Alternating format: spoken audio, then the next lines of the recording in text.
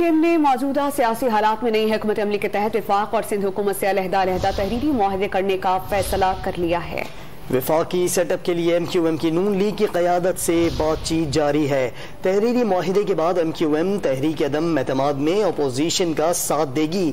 MQM ने मौजूदा सियासी हालात में नई हिकमत अमली के तहत वफाक और सिंध हुकूमत से अलहदा तहरीरी मुआहिदे करने का फैसला कर लिया है।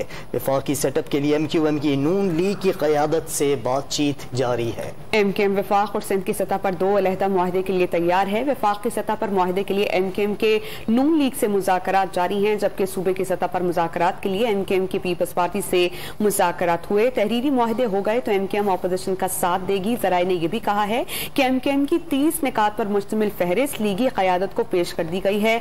जराए ने यह भी बताया है कि एमकेएम ने मुतालबात ने दोबारा मरदमशुमारी का मामला भी उठाया है। एमकेएम का आइंदा इंतखाबात नई मरदमशुमारी के तहत कराने का मुतालबा भी सामने आया है। जराए ने बताया है कि वफाकी सतह पर मुआहिदे में जेयूआई, काफ लीग और पीपी जामिन होंगे। इस पर हम बात करते हैं डॉन न्यूज़ के नुमाइंदे इमरान अहद खान से। इमरान, बताइएगा, जो निकात पेश किए गए, जो मुज़ाकरात हुए, ऊंट किस करवट बैठा है?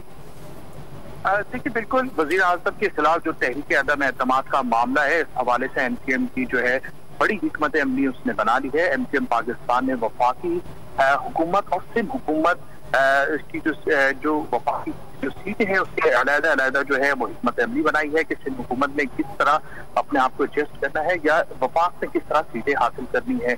इसी हवाले से वफाक में जो है वो अगले बताया गया है कि तकरीबन वफाक के अंदर जो है तकरीबन तमाम जो मामलात है उसके लिए वो ऑपोजिशन जो है उनसे बात कर रहे हैं कि किसी भी तरह ऐसा ना हो कि कल अगर वफाकी हुकूमत बनती है तो कोई ना कोई ऐसा सिलसिला बन जाए कि उनको वफाकी हुकूमत में शामिल ना किया जाए। एमकेएम की जो वफाकी सीट है उसके हवाले से ऑपोजिशन जमातों से मुशावरत भी की है कि अगर वो अदम एतमाद में उनका साथ देते हैं तो क्या सिंध हुकूमत और वफाकी हुकूमत में उनका भरपूर साथ दिया जाएगा, उनको वफाकी हुकूमत में और सिंध हुकूमत में शामिल किया जाएगा, और उसकी गारंटी भी उन्होंने हासिल की है। जी, बहुत शुक्रिया इमरान अहद खान।